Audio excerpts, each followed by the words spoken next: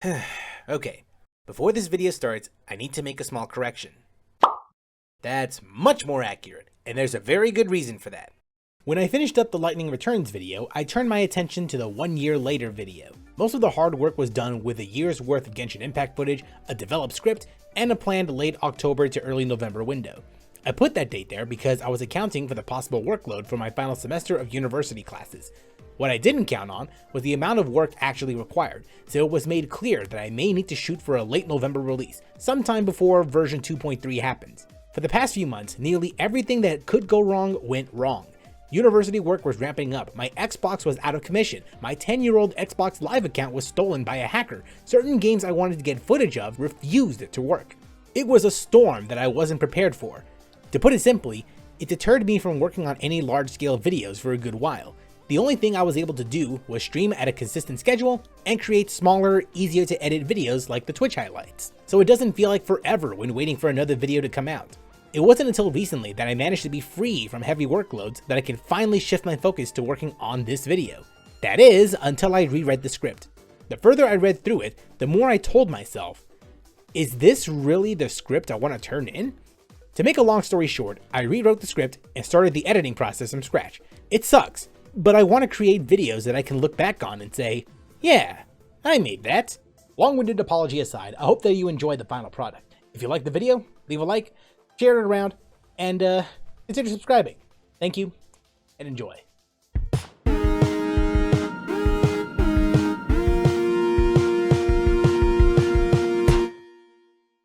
Considering what you get out of the game, it feels like a true AAA game anyone can try out for themselves. Only time will tell if the game lives beyond the first year, since other games like this barely make it past the first 6 months. As for myself, I'll get lost in this brand new world, ripe for exploration and expansion.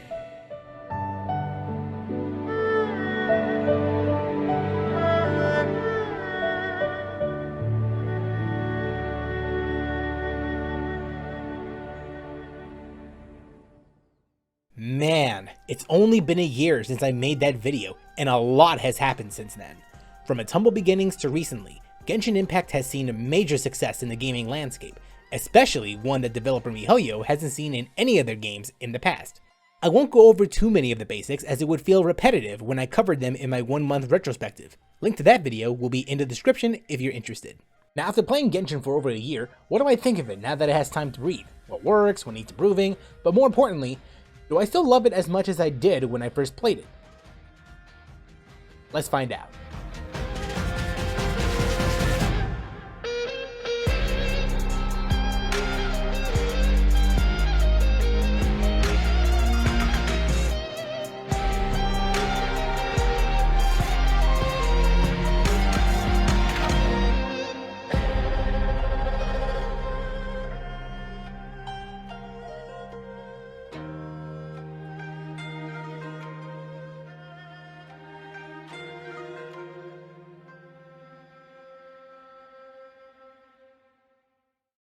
For this retrospective, I'm not going to use the traditional talking points of the presentation, the gameplay, and the story in that order. The reason why I used that video's template in last year's video was because it was a recent release, and not many people were aware of the ins and outs of a live service game aside from beta testers and hardcore content creators familiar with gacha games. In fact, Genshin Impact is the first live service game I went into detail on in this format, so I was unsure of how I should tackle it. Now, with 1 year's worth of time on my belt, I believe I have a grasp on how I should handle it. Instead, I will order it as such: the good, the bad, post 2.1, and conclusion. With that said, let's start with that good I won't talk about the previous nations of Mondstadt and Liyue because I've said my piece in a prior video. New locations such as Dragonspine, the Golden Archipelago, and Inazuma all feel unique from each other compared to the aforementioned nations. Dragonspine's location gives vibes of mystery and wonderment as snow falls from the depths of the caves to the very peak of the mountain. The Golden Archipelago serves as a summertime getaway, and travelers can change the landscape over time and uncover everything the location has to offer, with challenges to complete and treasure to hunt. The nation of Inazuma, one of the 7 major locations of Teyvat, is based on feudal Japan, and the art style adopted reflects the electro element it represents. It isn't simply beautiful because the color palette is varied, but rather how the lighting, theming, and scale of the islands are. Compared to Mondstadt and Liyue, Inazuma has that dreary aura hanging around the player's head, as though the carefree nature of the past two nations were drained and replaced with dread. As the game progresses, however, those dark clouds will subside, and patches of light will pour in and brighten up the nation.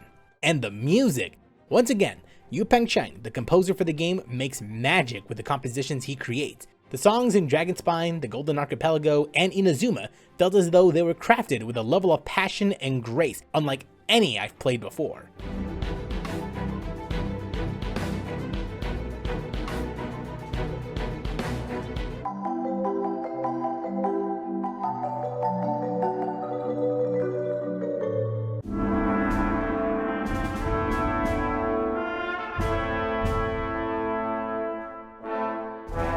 And the sheer epic scale these pieces go through with the boss battles.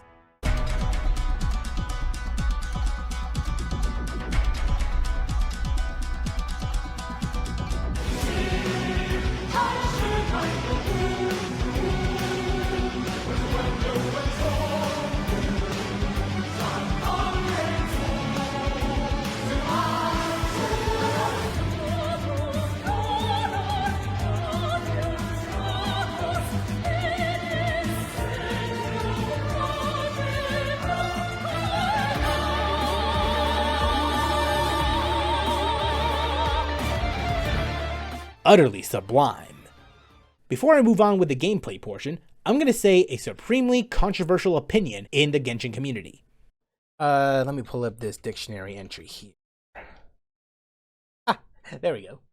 Fun, when used as an adjective, is defined as amusing, entertaining, or enjoyable. Fun is dependent on an individual's ideals, opinions, and tastes on what is considered fun. With that in mind, what I consider to be fun isn't going to be the same as how others perceive what fun is for them. For some, it's the endless grind, it's delving into the lore of the game, it's exploring what these nations have to offer, among other things. What's fun for me isn't simply the overall gameplay, but how the systems work. I won't claim that I'm an expert in this field, but I believe I'm experienced enough to understand what I'm talking about. I lived and breathed the Final Fantasy XIII trilogy for the better part of the year to understand that roles in RPGs can be transformative, even with the same character, provided that they are equipped with the appropriate items. Certain characters are clearly better suited in specific roles, like Barbara and Diona being the designated healers, but it is possible to have a main DPS Barbara and a battery Diona. It won't be easy, but the option is there. Other characters like Bennett and Jean have an easier time adapting to all roles because they have options that allow them to fulfill it. With that in mind, it's a fair statement when I say not only did my characters evolve over the course of 1 year, my playstyle evolved alongside it.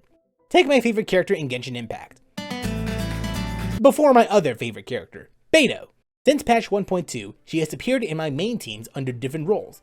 Unlike Jean and Bennett, Beidou isn't a healer, but she can serve as a physical or electro main DPS, an electro sub DPS for phys DPS users, or a support character who protects against electro enemies. The beauty of Beidou, aside from her looks and personality, comes from how flexible she can be. I can put her in a supporting role to protect against enemies while my Klee can safely commit terrorism.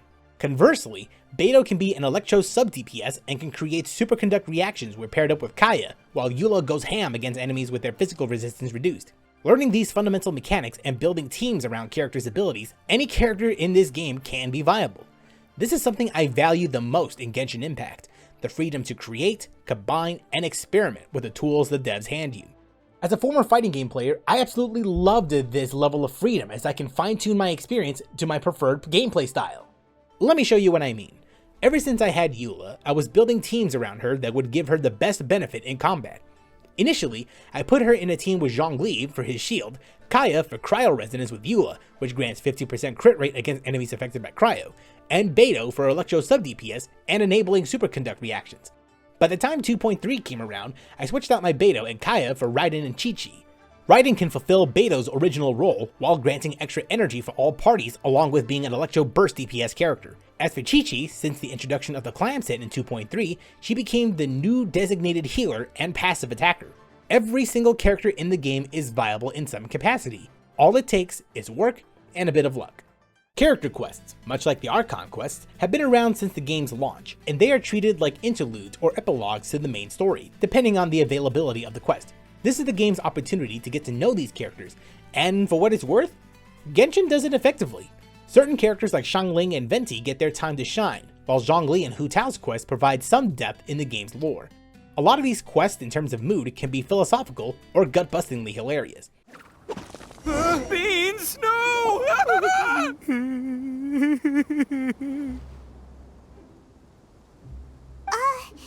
Are you okay? It's all right. I got this. I just gotta tough it out. I can take it. I can take it.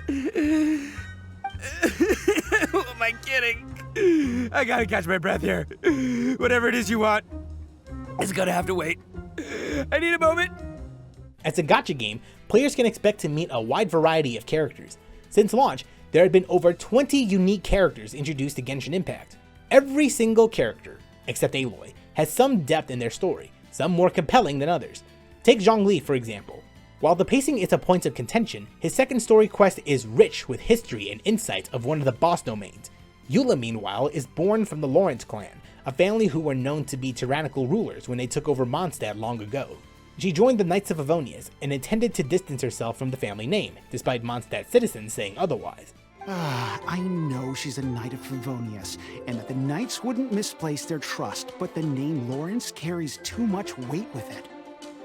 Even to this very day, the descendants of the Lawrence clan are still scheming to reclaim Mondstadt and reinstate their aristocratic rule.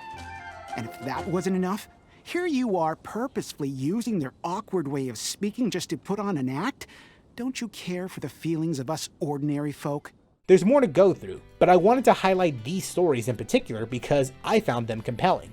This might seem strange, but I adore the NPC story quest because the world of Genshin Impact isn't just about what goes on in the main story, but it's also about the people who inhabit Teyvat and the stories behind them.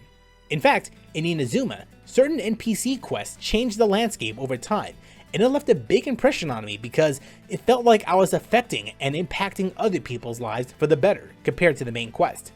I won't go over too much due to spoilers, but I'll only say that I enjoyed a majority of the NPC quests more than I initially intended.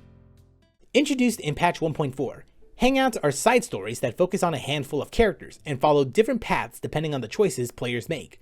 Initially, this mode started off with 4 characters and expanded into 9 characters as a 2.3, with one of the characters, Noelle, receiving a second Hangout quest that follows the events of the first. Unlike character quests, Hangouts are in first-person view, akin to a visual novel. Unfortunately, no romance option. Sorry shippers. Oh my god! At the end of every route, the player will be rewarded with special screenshots that players can save on the platform of their choice. There are a total of 6 endings per character, and each time players unlock an ending, they'll be rewarded with Mora, XP books, and Primo Gems, so there's a reason to replay Hangouts and unlock every ending for each character. These stories, while not as deep as other quests, give some level of insight for characters that haven't gotten their time to shine compared to their appearance in the main story. Had it not been for Hangouts, someone like Sayu would only have several minutes of screen time in the entire game, so this is a nice addition that I hope gets updated more often. Speaking of which, alongside patch 1.5, players can create their own home via the teapot mechanic. Through here, you'll be able to place objects such as buildings, tables, and in later updates the ability to grow plants in any way players will see fit, provided that you meet the limitations of how many objects can be placed in a teapot. It's essentially borrowing elements like Animal Crossing and The Sims, but I appreciate the addition nonetheless. On the other hand, players can place their characters in the teapot for them to live in. Inside, they can interact with the traveler and provide extensive insight on said characters if your friendship level with them is high enough. This was not needed, but I'm glad the devs added this feature. Aside from the Hangout quests, this gives players an opportunity to learn more about the characters they own, even when they haven't formally met the traveler yet. The only downside is, you need to go through a story quest to get there, but we'll talk about that when the time comes. Now, realistically, MiHoYo can't just pump out Archon quests and new lands to explore within a 6-week time frame. So the best compromise are filler content such as limited time event quests. They all range from gathering a specific amount of currency to trade for stuff, completing challenges, and playing minigames with others. Most of the events come with an overarching story that gets drip fed in several days' time. The events themselves are hit or miss with the community, but personally, I find them a little more than alright. Sure, some events are not as engaging or complex compared to the meat of Genshin Impact, but I appreciate the variety of gameplay it offers, such as an event that's reminiscent of Prop Hunt, an event that's similar to Fall Guys, another that's kind of like Osu, and okay, a majority of these modes aren't original concepts, but I'd rather have something to do other than daily resin runs than nothing at all. My only issue is the fact that these events are few and far between whenever story-related quests come up, but I can't fault the developers for this. And here's something most people take for granted when it comes to characters that I didn't really think about until I thought back to the reaction video I made with my mom. Character design is the most important aspect to any character, and Genshin Impact excels in that department. Even the most poorly designed, in my opinion, is carefully crafted.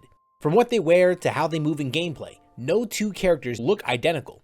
When it comes to representing what the characters are meant to be, MiHoYo did their homework, and it's something not many gacha games take into consideration. It's a clear indication that the developers took advantage of being a console and PC game on top of being a mobile game by incorporating these intricate character design choices. And this level of talent from the devs, alongside many other elements, haven't gone unnoticed. Between the music, the graphical art style, the character stories and design, the combat, and plenty of added features that range from small fixes to full-blown expansions, MiHoYo has done a remarkable job at creating a world where people can revisit and find something new to do compared to other gacha games. Granted, you could just jump in and get your dailies done and grind for materials and be done with it for the day, but there are plenty of other ways to play. I kinda compare Genshin Impact to Fortnite. Let me explain. When Fortnite came out, it was nothing more than a third-person shooter battle royale game that carries similarities to PUBG and Borderlands with the loot system. As the game received more updates, there was more stuff integrated, like light RPG mechanics, fishing, driving, a full-blown narrative to follow, and a mode similar to Forge mode, where players can create any game they want using Fortnite's mechanics. The same argument can be made with Genshin Impact. Do you like RPGs? Fast-paced real-time combat? Collecting characters and weapons? What about fishing? Decorating worlds? Puzzle games? Party games? Visual novels? As much as this phrase is a meme, there truly is a little something for most types of players, and I commend the developers for welcoming players of most genres without losing sight of what makes Genshin so much fun. Alright, now that I'm done stroking MiHoYo's ego, let's bring it back to reality.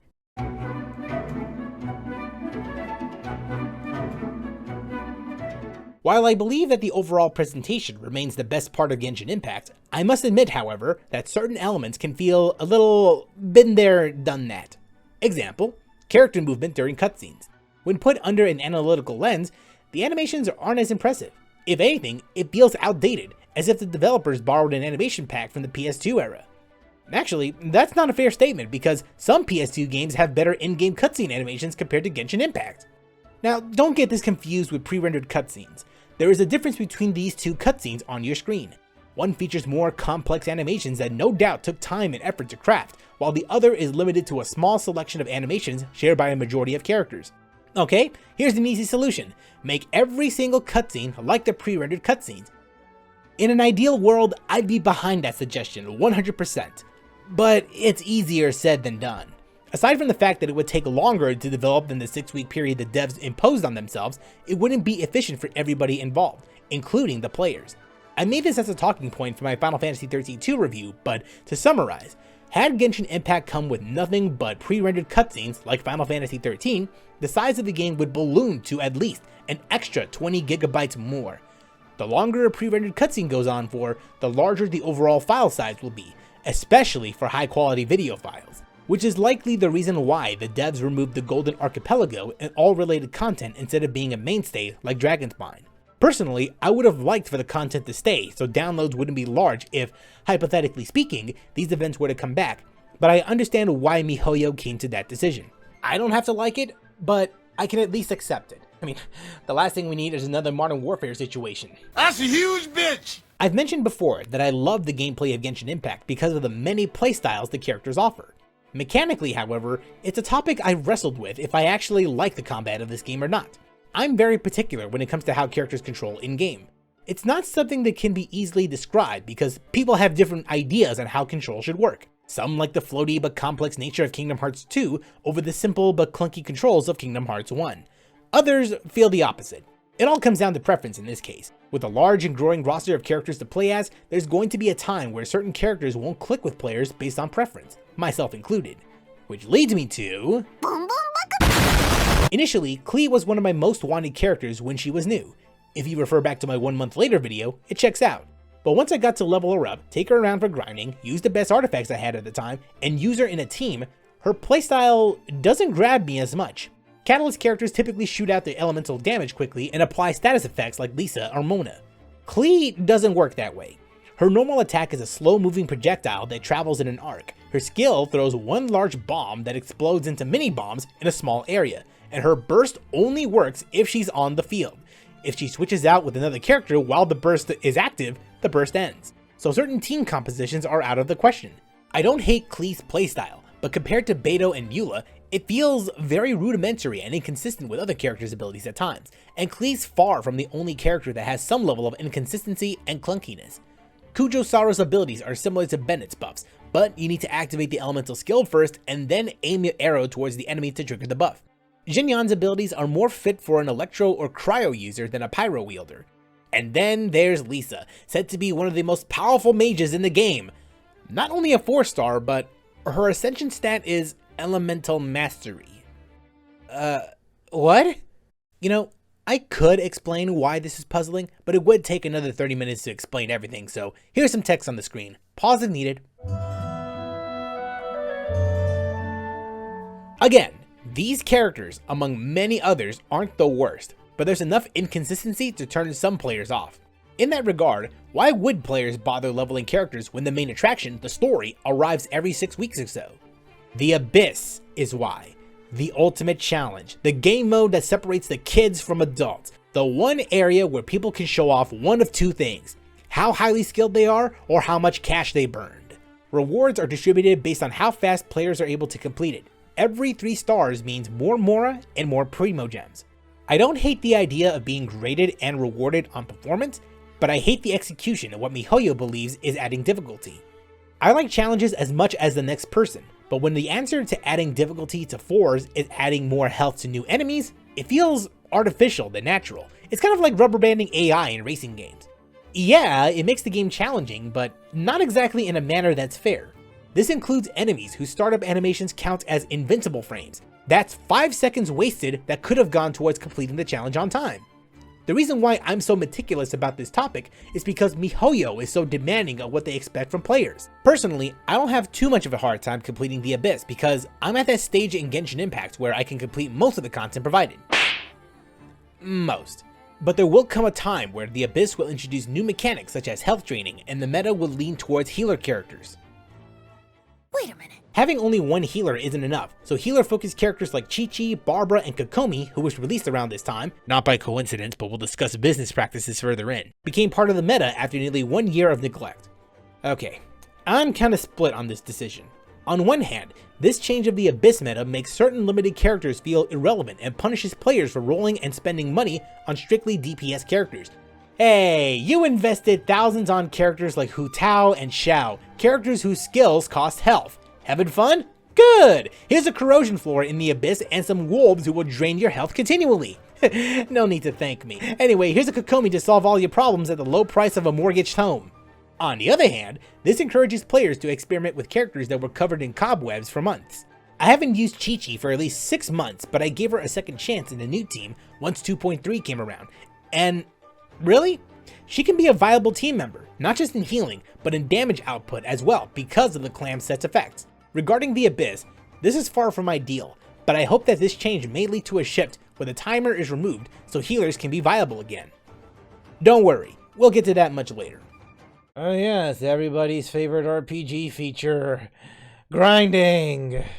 To be fair, the overall gameplay of Genshin Impact makes grinding for materials, Mora, XP books, and Ascension material tolerable. Unless you only focus on upgrading a handful of characters, expect to run out of resources frequently. Every time I wish for new characters, it's an endless cycle of being ecstatic about getting the character and dreading the idea of grinding to use them at a viable level. Don't even get me started with the domain drops either, be it weapon ascension materials, talent books, or the infamous artifact drops. It's all dependent on the roll of the dice on how many or what kind of artifacts you'll get. Weapon and character ascension material and talent books are the least annoying items to farm for because one can craft more in the crafting station. But artifacts though. This. Let's try to be fair here. This gameplay method is likely the lesser of two evils compared to choosing what artifacts you want for a hefty price. However, the system that's currently in place is simply not ideal. You don't even get better artifacts if you clear a domain under a certain amount of time. Sometimes artifact rolls work in your favor, but then you get moments like this.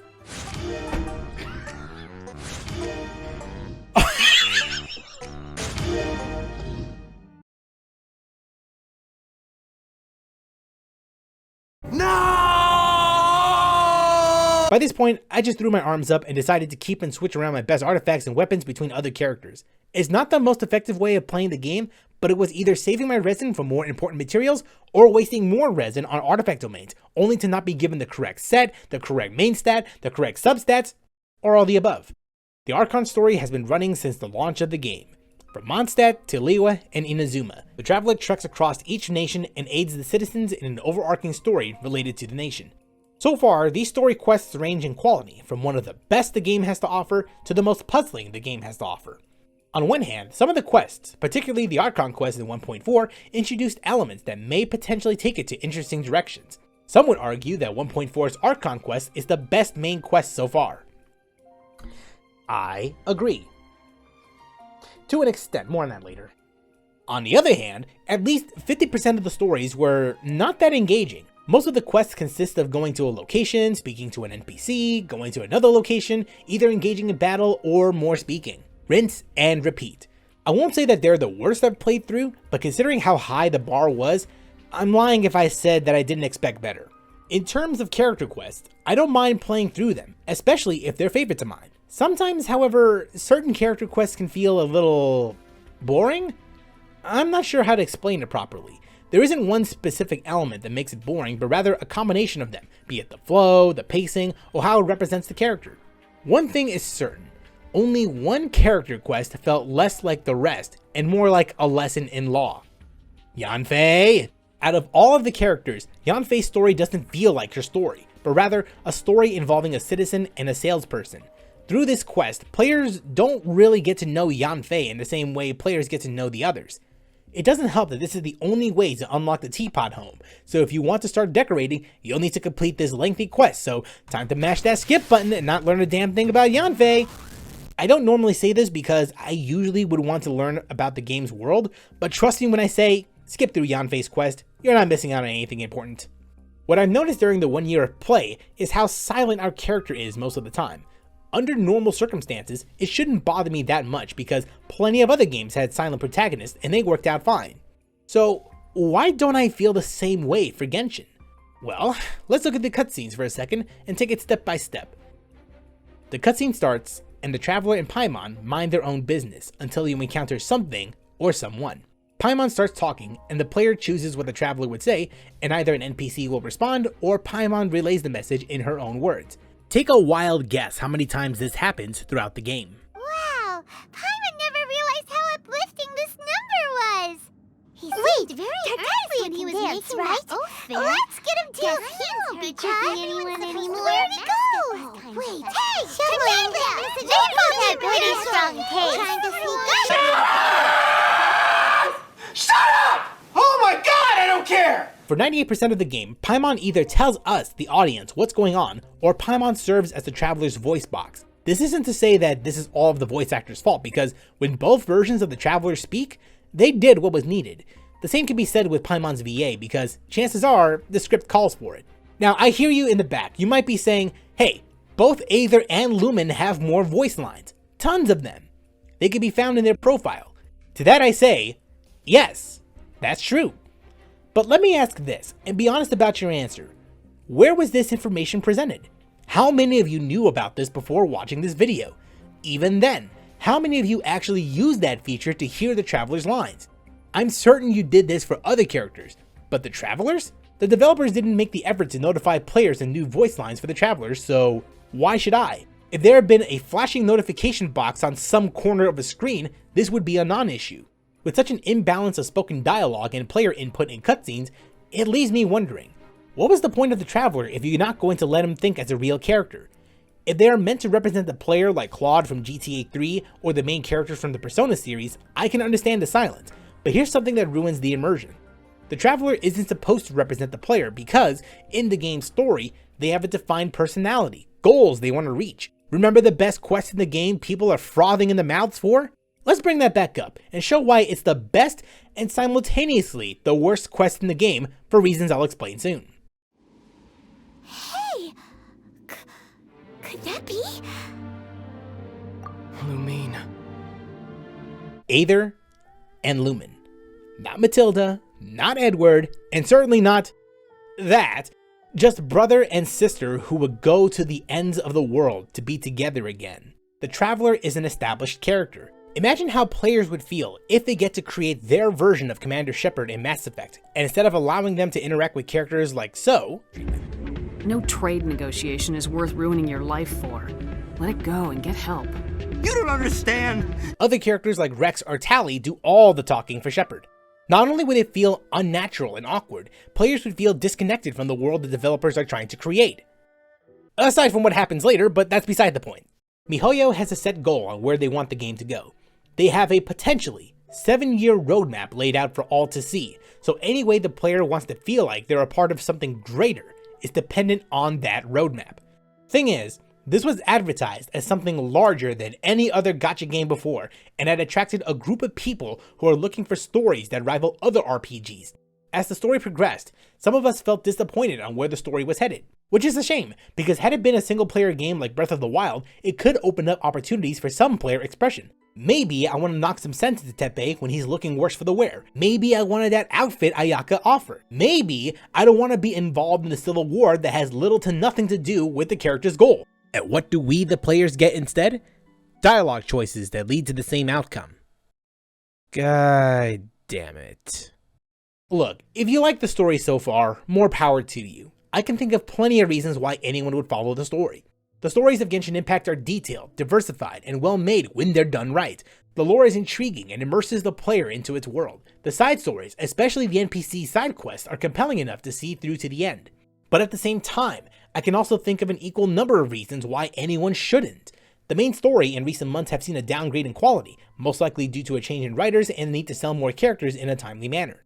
And there doesn't seem to be any way for the main character to be truly involved in the story, save for the occasional spoken line.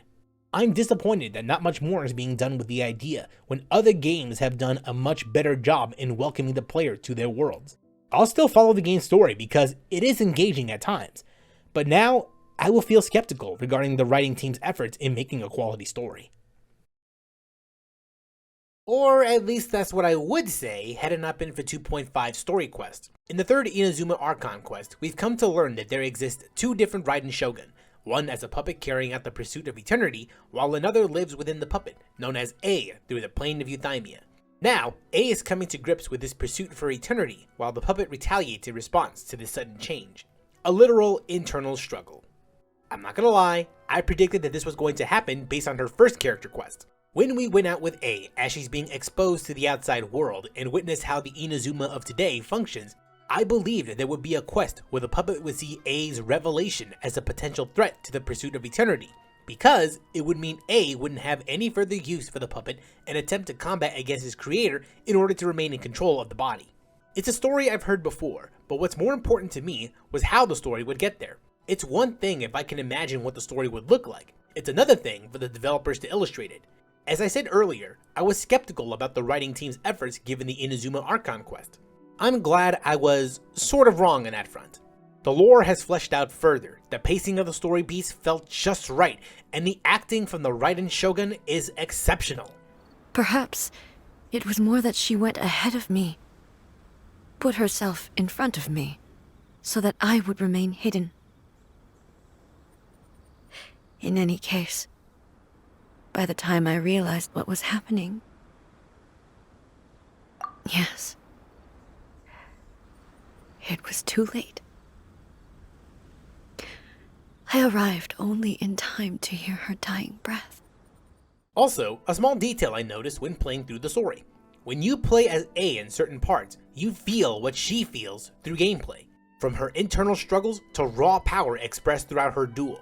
It's the most immersive experience I've had playing Genshin. Does it fix every problem I had with the Archon quest? Not really. Kokomi's character still felt wasted, the pacing given when it was released felt rushed, and Paimon still does all the talking for the Traveler, even in this quest. But I can at least say with some semblance of confidence that the quality of the story will be in good hands. Okay, now I'm done with the story, so let's get to the real reason why MiHoYo made Genshin Impact. Business! The reason why I'm talking about the business side of Genshin Impact again is to raise awareness about what players are getting from their hard-earned cash, for better or worse. Since the game's launch, Genshin Impact hasn't seen that many changes when it comes to the business model, besides some notable additions and changes. Since the 1.6 update, costumes have been added to the business model. So far, Jean and Barbara have alternate costumes to commemorate the summer update, and that's it. And the pricing? As someone who spent money on skins in games like Fortnite and League of Legends, this is a ripoff. If we were to convert the price of these Genesis crystals into real-world currency, the actual price of these two skins are approximately $25 US each. Not cheap, but the point is to understand if the amount of work put in a specific skin reflects the price tag. I've previously talked about Fortnite's monetization practices in a prior video, but League of Legends is something I haven't talked about, because it's been years since I last played it. At that time, I saw a skin I thought was absolutely worth the money. DJ Sona. Not only was this a character I mained back in the day, but the amount of effort put into this skin was worth the price tag. What you're actually buying was 3 skins to switch from on the fly, and 3 theme songs in one, along with different effects depending on the chosen skin, and a profile picture for your account. Quite a lot of stuff for 25 bucks, right? Okay, you might be wondering, isn't this a bit unfair to compare a game like League to Genshin? Fair enough, the character models are small and less detailed when compared to Genshin's more detailed and sometimes well-endowed character models. So, look at this skin.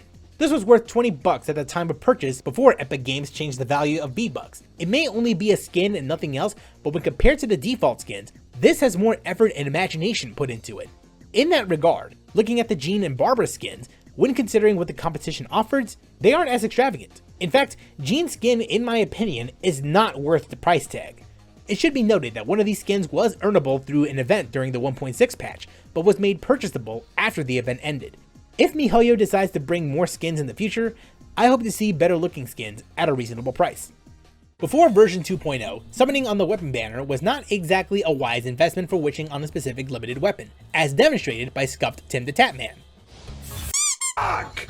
Are you f***ing kidding me? I swear to f***ing God, you have to be f***ing kidding me! Yeah, you see that? That's the face of a man who has his priorities straight.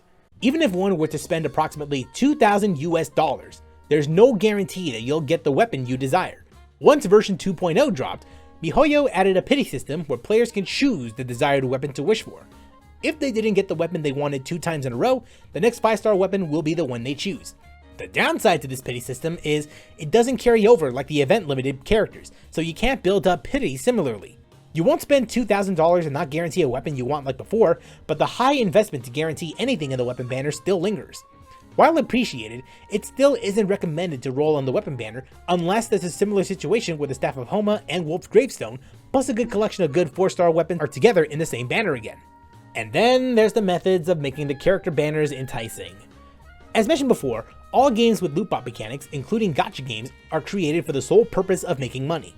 Since launch, Genshin put out many different banners that contain different characters to varying degrees of success. Most of the characters released since launch were powerful on their own. Any extra copies would be seen as optional, or for players with a ton of cash to burn. But ever since the Eula banner, the strategy changed. All of a sudden, having only one copy of the character isn't enough, and no other character exemplifies this notion more than Raiden. On her own, Raiden seems to be fine, especially when looking at damage numbers like these. But when inspecting her constellations, it's revealed that most of her problems involving damage potential and energy recharge are locked behind a certain number of constellations. So, in order to have Raiden perform her best, players must either grind for more Primo Gems in the open world, which there's only a finite amount of, or spend upwards of $1,000 to guarantee the chance of getting extra copies. But even then, the number of real-world currency you spend isn't relative to how many constellations you'll end up getting. For reference, I attempted to pull for Raiden with approximately 110 wishes, and I only got 1 Raiden, a handful of 4-star weapons and characters, and a copy of Jean that I got off stream. That's right, in a real-world setting, $300 worth of wishes doesn't even get you 3 5-star characters, let alone 3 copies of Raiden thanks to the pity system. Oh, but look at Kokomi! She looks so cute and her abilities may help me out with the Abyss rotations. And those 4-star characters on her banner, I do need another copy of Beidou! This tactic is no different from other gacha games before, and it's a shame that MiHoYo is resorting to this in order to make Kokomi's banner look like an offer no one in their right mind could refuse. If you really want Kokomi, go ahead and roll for her. If you don't, then don't. I've played too many gacha games to understand that not everyone will get every single character in the game. And the best way to guarantee anything is by saving up, instead of rolling as soon as you have enough in-game currency. I understand how tempting it is to roll as soon as you get 1 pull on the standard banner, let alone a 10 pull on limited banners. You want to be able to have the chance at getting characters, whether for their looks or for their damage potential, before they go away for a long time. It's exactly what miHoYo wants from their players. Create a limited time event so players may be tempted to spend ludicrous amounts of money. And you can thank a certain group of people for this. These guys, the content creators, the whales, they're the ones miHoYo are targeting, and it works. miHoYo provides the characters and weapons, the content creators spend money for the content they need. They get to show off what the characters and weapons are capable of doing to their audience, and said audience would be tempted to do the same, because their favorite content creators did it. It's a classic tale of give and take that has seen so much success for over 10 years, and there's little to no sign of stopping. With that said, I understand why people would spend hundreds of thousands of dollars for a game like this. My stance on live service games hasn't changed since I made that video nearly 2 years ago. The business practice on gacha games is scummy, though not as much compared to what's going on in recent months. However, considering how much content is already packed in, how fun the gameplay loop can be, how much attention to detail is in the characters, the environment, and the lore, and how this is free to play on top of it, I don't blame players for spending money. Personally, I don't mind putting out a couple of dollars because I feel like I got more than my money's worth, and others should do the same. I can think of worse games to spend $60 to $70 on to even have the privilege of accessing content, or lack thereof. And while there have been some boneheaded decisions made in the past, miHoYo is at least trying to do good by their players, especially in a time where other developers can't even get a full functioning game out. I'm not saying you should feel obligated to spend money. I'm saying that we should appreciate what we have in the present and let the developers know how much we love or hate this game by voting with our wallets. As much as I love playing Genshin Impact, there are so many elements that frustrate me to no end, and the reason why I feel that way is because of how easy it could be to fix these problems such as narrative pacing, character buffs, and artifact rates. Honestly, there's far too many problems with the game that hold it back from being one of the best games that defines a generation, even reasons that I haven't talked about here. But that's the key word there. They could fix these problems. It's not like they don't have the resources or financial backing to do so. The better question is, why won't they? The thing to understand is this, and I've seen plenty of content creators make this statement, but neglect to mention a few key details because it doesn't fit the narrative of big, massive company too big to fix anything. Full disclaimer, I'm not an industry insider, nor do I have the credentials to make any assumptions about the well-being of a company, since every company may operate differently. The best I can do is theorize. miHoYo is a big company. No one is denying it. They're big enough to handle 3, soon to be 4 different live service games at once, with different studios handling these projects. But what do projects like Honkai Impact 3rd, Tears of Themis, Genshin Impact, and the upcoming Honkai Star Rail have in common? They are mobile games first, and PC home console games second. They have the experience and resources to create fantastic mobile experiences, but not necessarily PC console experiences. It's why I refrain from making any direct comparisons to other big AAA titles aside from mentions or small examples because, for all intents and purposes, Genshin Impact is a mobile game at its core. Why do you think that the Golden Archipelago was removed from all devices when it's unnecessary on platforms like PC and PlayStation given storage space? Because it has to adhere to mobile platforms. The idea of cutting support from the mobile market is out of the question when a majority of the market is mobile. So they're kind of stuck with the mobile limitations for now. We can argue for hours whether or not mobile games should be compared to PC or console games, but the fact of the matter is this. The developers went to create a game that replicates the experiences found on modern consoles, and the fact that it can be played with little compromise on mobile phones is a testament to the developers' talents. It's easy to forget that Genshin Impact is a huge $100 million gamble for miHoYo because it's a game unlike anything they've ever made prior, especially in this scale. With all of that said, some elements such as story aren't so easily forgiven as it could be chalked up to creative talent. But considering that it's a gacha game, I highly doubt the pacing of the story is a creative decision. Genshin Impact is my favorite game in recent memory, but it's not without any faults. Like many others, I want to see miHoYo improve this game for the better. Thankfully, there are opportunities to make things right.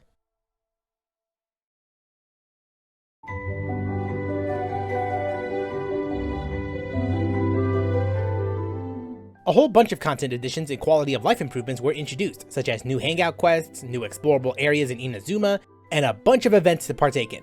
A lot of them range from meh to holy crap, this is so much fun! And of course, New characters are made playable provided that you get lucky in the gacha. Highlights include, but are not limited to, the Labyrinth Warriors event, where players can bring a team into a domain, battle against tough enemies, gain buffs, and why isn't this in the Abyss? Seriously, this event resolves most of my issues with the current state of the Abyss. It's not time gated, so players can experiment with new and or untouched characters. No two players would experience the same layout if the floors are randomized, so each run is brand new. Just reward players for how many floors were completed and add a rewardless endless mode. That would fix the Abyss and add variety to the experience. Then there's the new 5-star characters, Ito and Shenha. Let's start with Ito for a bit. I may or may not have gotten him by accident when I was pulling for Goro. Oh my god, are you serious? We're not even getting Goro! Oh my god! Oh! I don't regret pulling for him, especially since I have C1 Ito, my very first limited C1 character. Ito is a great Geo main DPS with a unique playstyle who builds stacks and, when equipped with the recently introduced artifact set, can be a powerhouse of destruction on a mono Geo team, even with a scuffed build during late game. Now, Shenha. This is one of my most anticipated characters aside from Ganyu, and for what it's worth, she's a fun character to play as. But it's made very clear that Shenha's full potential works in a specific team composition. That said, there's some wiggle room when it comes to creating teams, such as throwing Xiangling in the mix to create a reverse melt comp. Other than that, she's a niche character that I wouldn't recommend for new players. But damn, those hips should be registered as a lethal weapon! Finally, the final explorable area, Enkonomiya, was released, and I gotta say, whoever the environmental artists are, they swung the bat for the Grand Slam and knocked it out of the park. Enkonomiya's design has a sense of beauty unlike any other area in the game. Even when you've never paid attention to the story and the origins of Kokomi's people, this section oozes sorrow and trepidation that can be compared to a Dark Souls game. I may rag on the game's story quality, but I will never place any doubt on its presentation.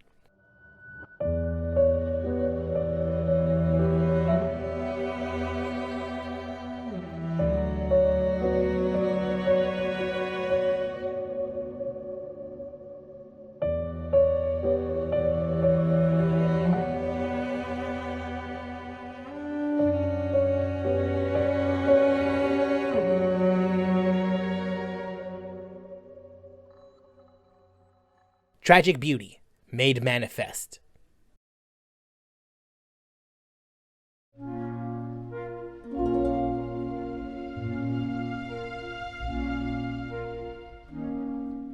The magic Genshin Impact once held when I first laid my eyes on it within the first week of launch is gone.